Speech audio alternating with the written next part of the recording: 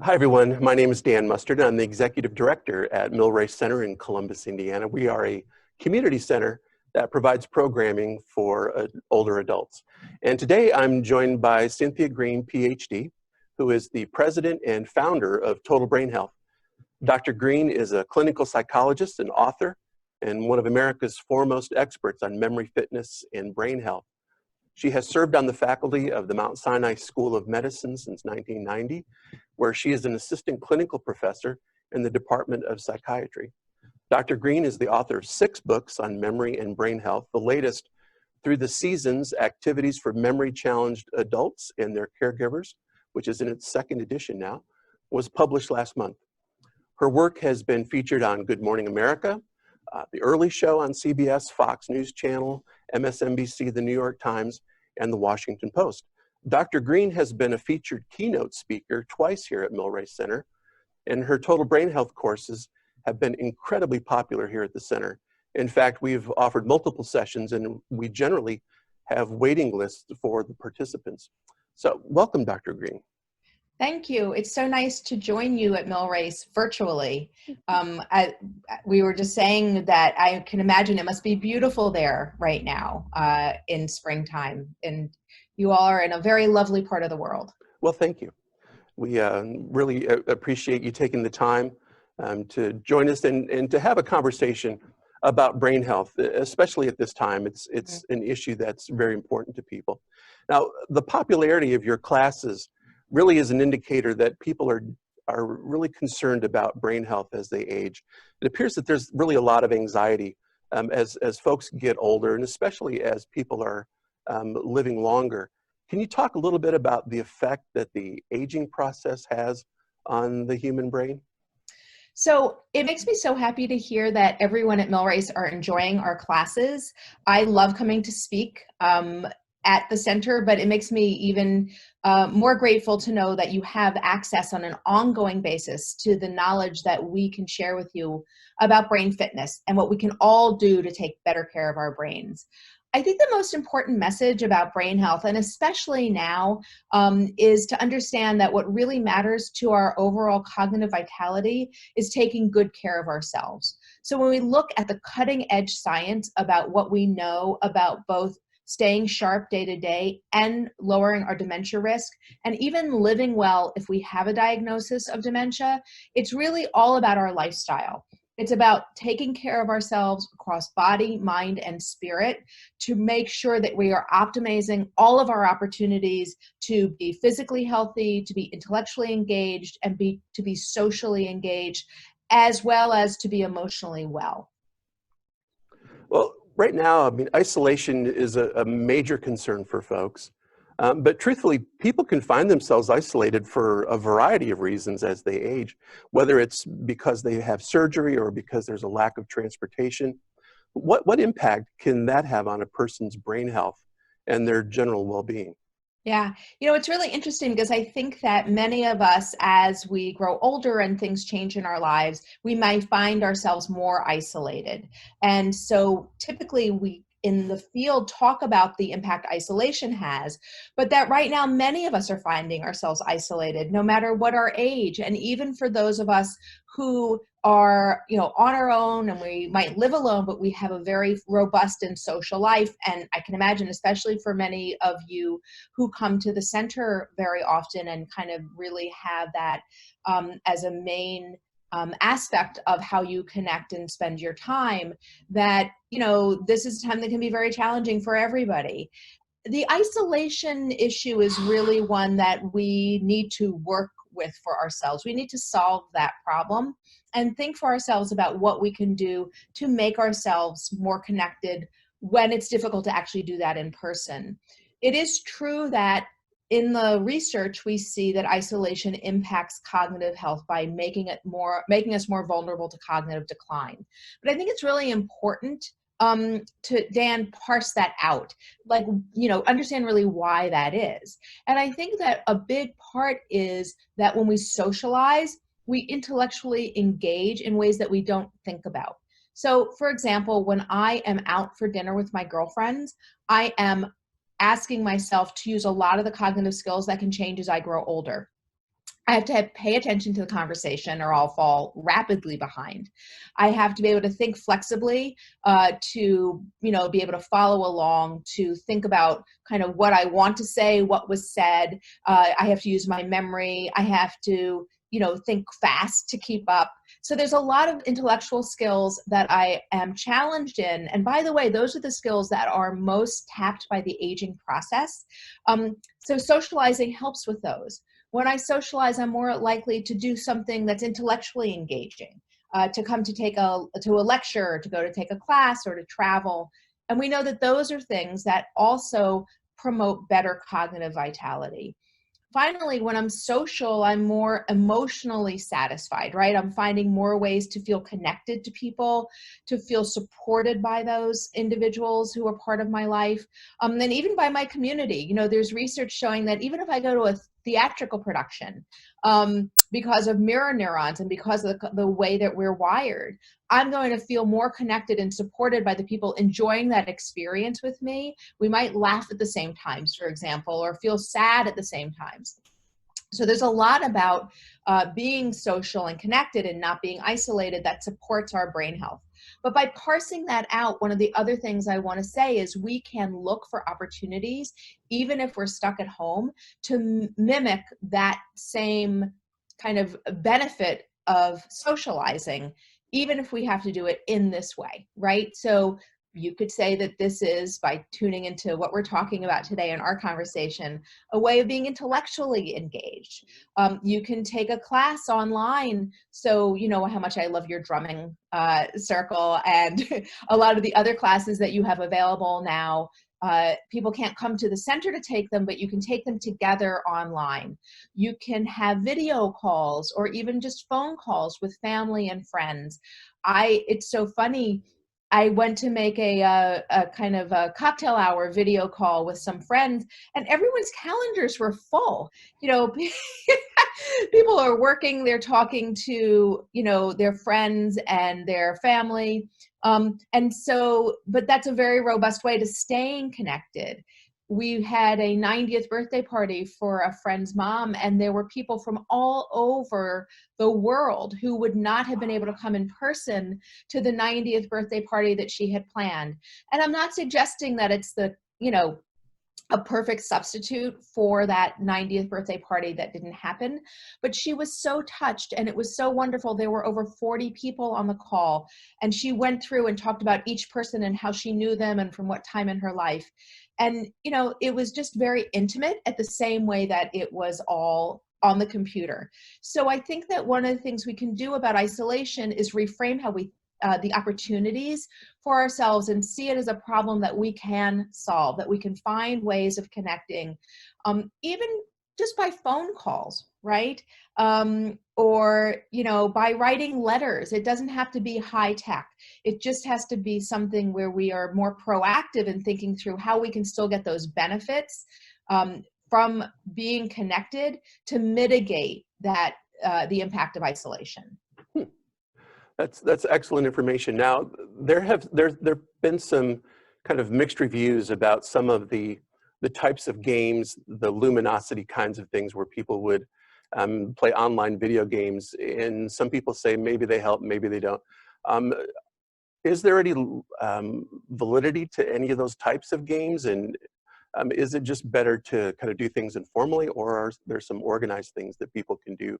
And then we'll talk a little bit more about some of the information that you have to share as well. But just in general, is a crossword puzzle good for your brain? Yeah, absolutely. And I think that the issue is that what we need to do to take care of our brains is a multitude of things, right? There's not just one thing. If there was a magic pill that could make us brain healthy, it would be like the fountain of youth, right? Someone would have discovered it, they would have bottled it, and we would all be on it. That's not what brain health is. Brain health is taking care of our brains in many different ways. One of those ways is skills training. The brain health software is really a misnomer. They're not really about brain health. They're about cognitive training. And they do have a role to play in your overall brain health plan. But what I encourage people to do is to really understand that there is an overall comprehensive wellness plan to your brain health. And maybe what we can do, Dan, is I can share forward with you our Total Brain Health Blueprint, which I know is really familiar to everyone at Millrace who's taken one of our Total Brain Health courses. But for everyone else, it'll give you a sense of where the science really lies in terms of what you need to do for better brain health. So that skills training is part of it. And that is where those software programs come in handy. Things like crossword puzzles that you don't play against the clock really benefit intellectual engagement. So for the skills training, what I encourage people to do, and which a lot of the brain software does do well, is to do things that are timed. Because a lot of the skills that we need to train for, especially as we grow older, are ones that work out very well against the clock. But those intellectual engaging programs, or things like crossword puzzles or travel, or anything like taking a course online. So maybe someone wants to brush up on their Zoom skills, right? For example, realizing that that's something that they want to learn more about how to do. I just sent my parents, who live in Idaho and have been, isolating together at home now for several weeks. Their community was very hard hit. I just sent them one of these photo frames where they can invite people to download photos to that. So I know that was going to be one of their intellectual engagement challenges for the next couple of days, is to figure out how to work the frame. So there's a lot of different things we can do to be intellectually healthy over this time. And skills training is definitely part of it, but it's not the only thing. Well, when folks are here and we're able to do classes, they're very popular, but if people can't do that now in a community setting, how can they access the information in your Total Brain Health series? So one of the things that we did right away when it became clear that a lot of folks are going to be affected by this in terms of going to the group classes, so as we put up and made available a number of resources that folks who have taken the classes can use to keep training. And for those who haven't, so you can get a taste of what the Total Brain Health programs are like. So when communities like Millrace are ready to offer the in-person programs again, or offer them in some virtual group way, you're ready and you can see, how great these programs are. So we have these available on our website. People can go to a page called anytime.totalbrainhealth.com, and they'll find three things. The first is access to a video training series. These are classes that I'm recording, so I'm coaching people through these classes. They target different kinds of cognitive training skills. Training for cognitive skills, such as attention or speedy thinking.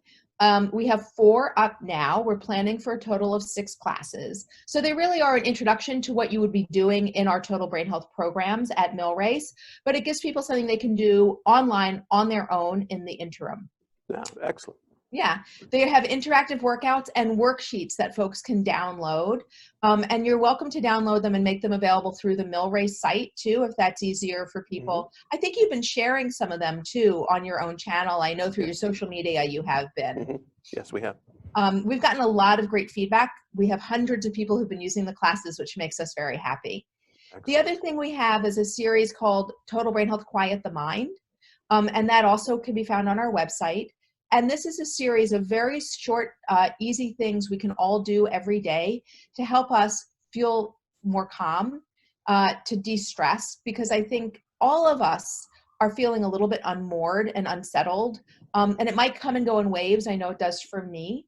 And so these are little things, small ways we can train ourselves to be focused, to experience more calm.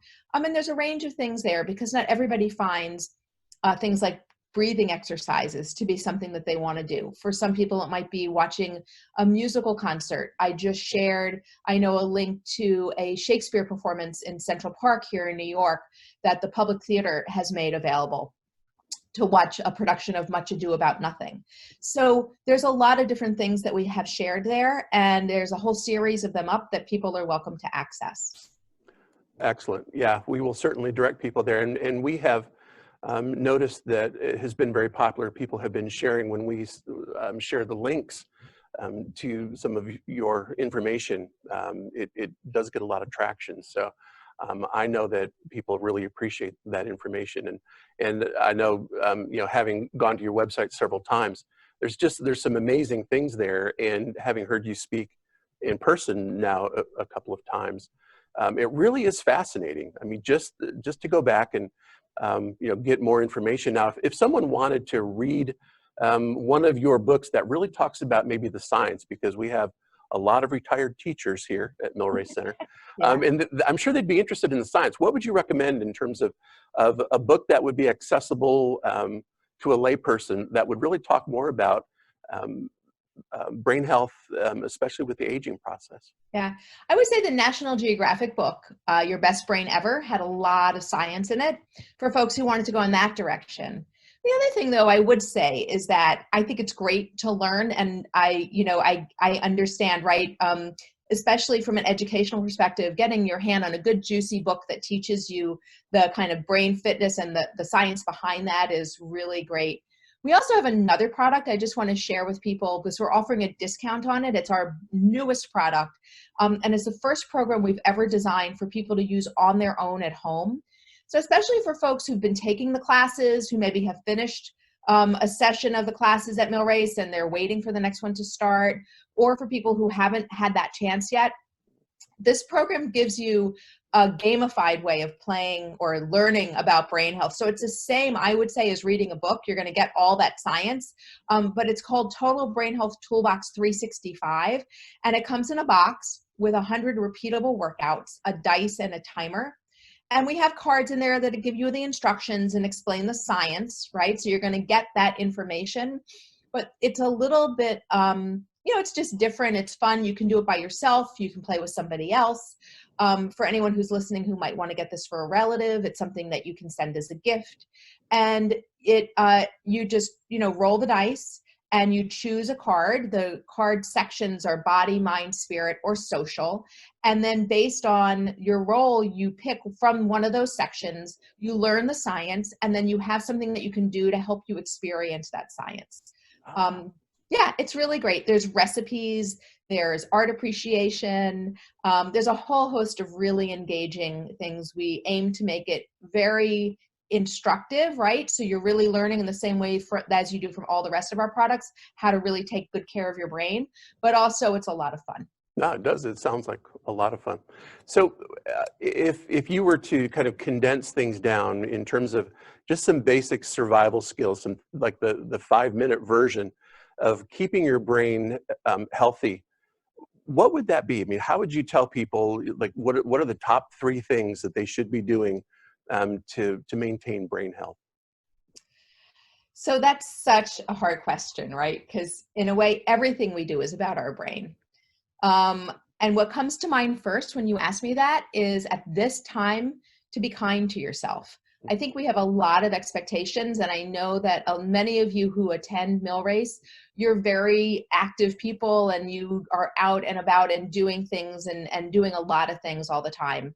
And so, it can be hard to just not have all of that available. And I know that sometimes I have to remind myself that right now everything's a little bit of a different pace. And so one of the things we can do is be kind to ourselves and to reframe our expectations. And I think that from a brain health perspective, remaining engaged and maybe being engaged, like we started this conversation, being engaged looks different now. It just does look different, but doesn't mean that it's any less important for us or any less valuable. And I think that being engaged and thinking about engaging with your body, right? Staying physically active and healthy. There's an article in the New York Times that came out, hit my newsfeed today about exercising at home and what people could do to exercise at home. In my family, we've tuned into some yoga classes. I know you have stuff like that available. The first week we ran mom yoga, where I actually had my adult children following me in a yoga class, which was kind of interesting. We graduated into having people who are much more expert in leading yoga classes online, to doing things that are intellectually engaging, even if it's, planning a trip for, 2 years from now, or going online and taking this time to study something that you've never been able to do because you were just too busy, to staying socially connected and to finding ways, just circling back to addressing that sense of isolation, even if it's a little bit of a lift every day, finding something every day where you feel connected to others. Oh, that's, yeah, great information. We just, it's something that I know that we're really mindful of here because we feel isolated from our members, as I'm Hmm. sure they do from us and from each other. And so, it's a constant consideration for us. How do we help people stay engaged? How do we remain connected? And so, I mean, I'm thankful that we have the technology now. Yeah. If 10 years ago, we probably wouldn't, we would not have been having this conversation No. to be able to share with people. So, I mean, I am really thankful that we have the technology to be able to do that. But Yeah. it's important information, and we certainly look forward to having you come back when we can have a big group of people in the same room again, and hear from you firsthand. And so, I want to thank you. You've been very generous with your time. Thank you so much for spending time with us. Thank you. And I do look forward to being able to come back and see all of you again in person. And I wish everyone there good health and stay in touch. Okay, thank you.